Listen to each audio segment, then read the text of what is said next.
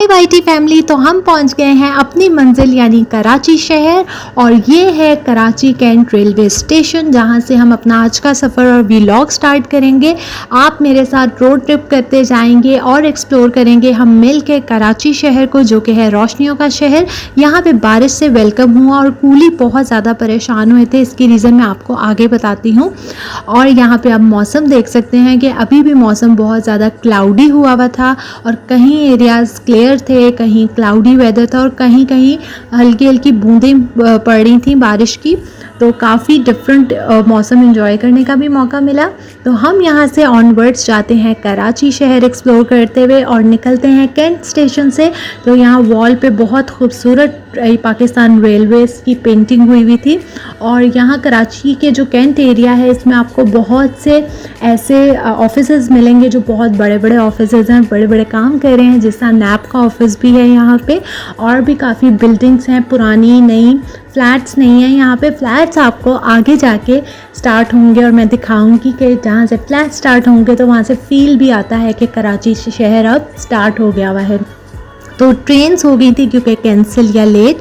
तो कूली यहाँ पे आपने देखे हैं काफ़ी परेशान बैठे हुए थे, क्योंकि उनकी डेली की दिहाड़ी होती है और जैसे ही ट्रेन आती है उनको उम्मीद होती है कि अब उनकी दिहाड़ी लग जाएगी। और क्योंकि ट्रेन्स ही नहीं आ रही थी तो काफ़ी परेशान थे। और सेकेंडली ये कि वहाँ पे बहुत ज़्यादा कैब्स भी कम थी, ऊबर नहीं आ पा रही थी, प्राइवेट कैब्स भी नहीं थे ज़्यादा क्योंकि ट्रेन्स नहीं आ रही थी। तो इस वजह से भी मुसाफिरों को काफ़ी परेशानी हो रही थी कि वो अपनी मंजिल यानी घरों तक कैसे पहुँचे। तो वो भी काफ़ी देखने को मिला और रश भी काफ़ी कम हुआ था इसी वजह से। तो यहाँ से हम ऑनवर्ड्स जा रहे हैं कराची और कहीं पे बहुत ज़्यादा पीसफुल ग्रीनरी होती है और कहीं बहुत ज़्यादा रश हैं, फ्लैट्स हैं। तो वो भी आपको दिखाती चली जाऊँगी, जो कि खूबसूरती होती है हर एक शहर की। जब आपको स्टार्ट हो जाए फ्लैट्स नज़र आना तो समझ लें आप कराची शहर पहुंच चुके हुए हैं। और काफ़ी बिल्डिंग्स यहाँ पे कुछ बड़ी अच्छी भी लग रही थी, खूबसूरत भी थी, और कुछ यहाँ पे आपको फ्लैट्स बहुत पुराने देखने को भी मिलेंगे। हम पहुँच गए हैं कराची सदर बाज़ार और ये बाज़ार यहाँ का बहुत बड़ा फेमस बाज़ार है, जहाँ से आपको हर चीज़ मिल जाएगी, होलसेल पे भी मिलती है और वैरायटी आइटम्स बहुत ज़्यादा हैं। तो सदर बाज़ार से तो शॉपिंग आप लोगों ने कभी ना कभी लाइफ में ज़रूर की होगी। यहाँ पे नीचे सारी आपको दुकानें मिल जाएंगी और ऊपर इनके होटल्स हैं, फ्लैट्स हैं। तो यहाँ पे रश तो बहुत ज़्यादा रहता है और आपको अक्सर यहाँ पे ट्रैफिक जैम भी हो जाता है। तो ये है सदर बाज़ार जो कि मैं आपको विज़िट करवा रही हूँ। और काफ़ी यहाँ पे भी बिल्डिंग्स बन रही थी क्योंकि कमर्शियल एरिया है और बहुत अच्छे खूबसूरत फ्लैट्स भी बन रहे थे। और मैंने रैंडम ये क्लिप्स बनाए थे क्योंकि थकन इतनी ज़्यादा थी, बस ये फिक्र थी कि किसी तरह घर पहुंच जाए। लेकिन हमने सोचा कि मौसम अच्छा है तो थोड़ी सैर करते हुए भी जाएं। तो यहाँ पे आपको और भी बहुत सी बिल्डिंग्स नज़र आ रही होंगी और बारिशों की वजह से यहाँ पे बिल्डिंग्स जो पुरानी हैं यानी पुराने फ्लैट्स हैं वो बहुत, आप देख सकते हैं कि उनके अंदर पूरी बिल्डिंग भीगी भी है और बहुत ज़्यादा वो हंसता भी कुछ लग रहे थे फ्लैट्स।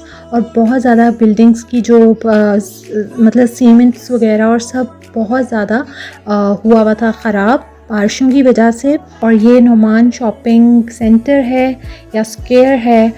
अगर आप भी यहाँ पे आसपास कहीं रहते हैं तो ज़रूर बताइएगा। हम भी जब वहाँ थे इतनी ज़्यादा बारिशें हुई थी और अभी भी बारिशें हो रही हैं।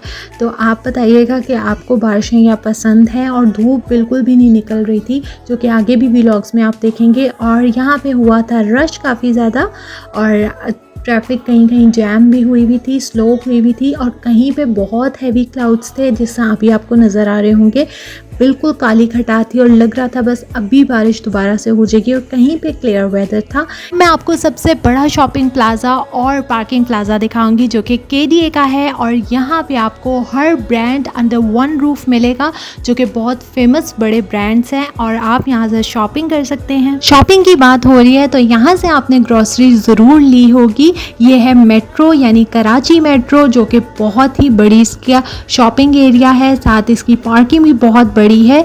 इसके ऑपोजिट भी बाजार लगता है और वहाँ से भी आप कम दाम में चीज़ें ले सकते हैं। लोग मज़ारे काइट से भी गुजरे थे, जिसका मैं नहीं बना सकी वीडियो क्लियर। तो हम लोग ऑलमोस्ट शाम में पहुँचे थे, तो इतनी ज़्यादा भूख लग रही थी और दिल कर रहा था कि बस जल्दी से जाके खाना खाएं, क्योंकि बहुत ज़्यादा थकन हुई भी थी इस वक्त और इतना ज़्यादा स्लो ट्रेन चलती रही है। और फिर ट्रेन से जब आप उतरते हैं तो कुछ घंटों के लिए आपको लगता है कि आप स्टिल ट्रेन में हैं और आपको चक्कर भी आ रहे होते हैं और इस तरह सर में भी दर्द रहता है और बहुत ज़्यादा थकान हो जाती है।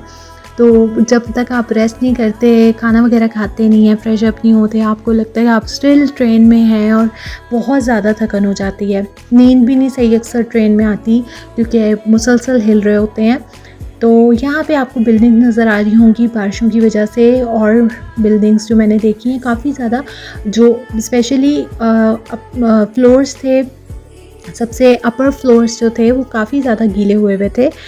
और यहाँ पे लगता है पूरा बाज़ार, अब ये इतवार बाज़ार है, मंगल बाज़ार है, जुमेरात बाज़ार है, कौन सा बाज़ार है, अगर आपको पता है तो आप मुझसे शेयर कीजिएगा, क्योंकि यहाँ पे बहुत ज़्यादा ऐसे बाज़ार डेज़ के हवाले से फ़िक्स हुए हुए होते हैं और अक्सर यहाँ पे बाज़ार बंद हुए हुए थे सिर्फ पानी की वजह से, क्योंकि इतना पानी खड़ा हुआ था और इतना ज़्यादा जो था वो बारिशें हो रही थी। ग्रीनरी बढ़ाने के लिए यहाँ पे बहुत सी नर्सरीज़ हैं और ये एरिया है गुलिस्तान जौहर का, इसके ऑपोजिट कराची यूनिवर्सिटी है और रोड बनने की वजह से यहाँ ट्रैफिक बहुत स्मूथ भी हो गई हुई है, बट स्टूडेंट्स आपको बहुत से इस रोड पे नज़र आएंगे। ये है अल जदीद सुपर मार्केट, काफ़ी रश था। यहाँ से शॉपिंग करते हैं तो मुझसे शेयर कीजिएगा। और पानी बहुत ज़्यादा खड़ा हुआ था कुछ एरियाज़ में बारिशों का, और साथ कूड़ा भी बहुत ज़्यादा रास्ते में ही फेंका हुआ था, जो कि अच्छी बात नहीं है समहाउ। बट यहाँ पे आप देख सकते हैं कि बड़ा ज़्यादा क्लाउडी वेदर था और जहाँ ग्रीनरी थी वहाँ पे पेड़ पौधे इतने ज़्यादा ग्रीन और बड़े हुए थे, घास इतनी ज़्यादा निकली हुई थी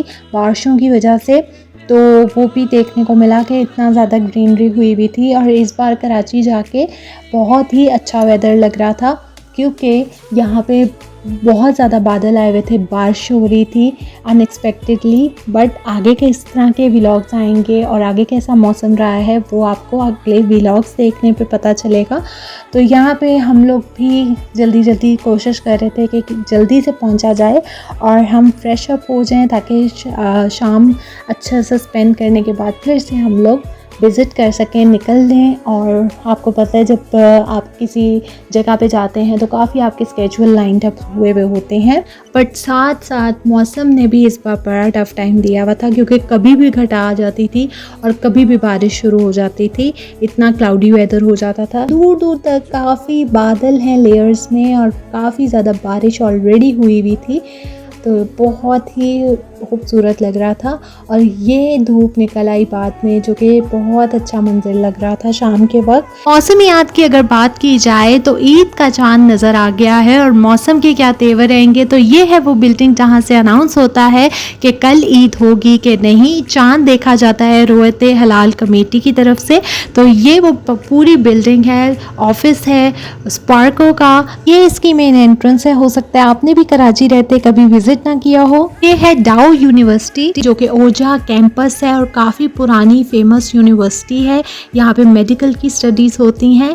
14 अगस्त की काफ़ी तैयारी थी, बड़े बहुत तैयार थे, बाजे बजा रहे थे बच्चे। की बिल्डिंग है मेमन हॉस्पिटल की, जो कि वेल मेंटेन्ड है, काफ़ी बड़ी बिल्डिंग है इसकी और अंदर से भी काफ़ी खूबसूरत है। तो ये था कराची विज़िट का एक्सप्लोर करने का पार्ट 1। आगे किस तरह डे स्पेंड किए हैं, कहाँ कहाँ गए, कैसा गुजरा कराची का विज़िट, वो मैं आपसे शेयर करूँगी। इस रोशनियों के शहर का और डेकोरेशन भी आप 14 की देखें तो मिलूँगी नेक्स्ट व्लॉग में। Stay tuned.